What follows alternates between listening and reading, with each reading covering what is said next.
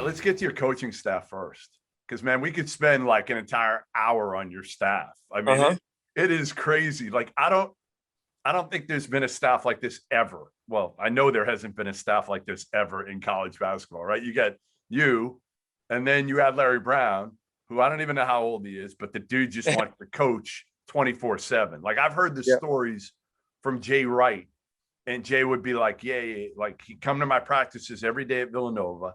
And after practice, he'd want to talk for like an hour. And eventually Jay was like, I love you, man, but I got to put an assistant on you because I don't have time for this every single day.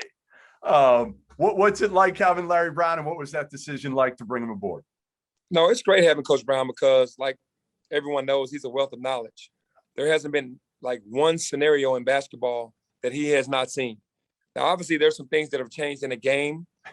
It's, he was in his heyday of really coaching, but he understands and he adapts well. But, it was important for me to bring him here because I played for him when I was with the Knicks, and I just loved his values and how he approached the game. And a lot of people feels like he's aggressive, he's shrewd, it's my way or the highway. Sometimes you need that. Yeah. Sometimes you got to being leaders and being in leadership, it's tough. You have to do some things that people aren't going to like, and Coach Brown wasn't afraid to do those things. But on the flip side of it, he cares so much about his players and about his staff and only wants the best. So having him around has been beautiful for us. And then the other one you bring in Sheed. And like everybody's like, Sheed's coaching? Like nobody thought Sheed would have been a coach as a player. Am I wrong?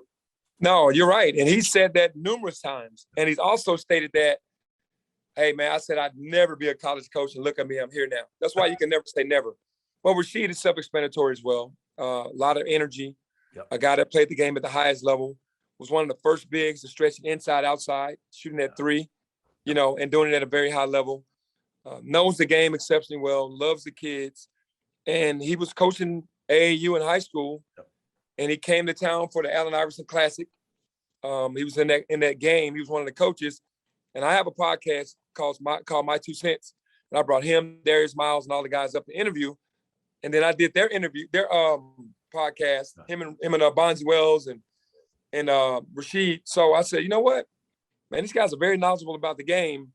I approached Rasheed one day and said, how would you feel about coaching? And he was like, well, I got a couple friends, a couple buddies that are going to go. They're up for jobs in the NBA.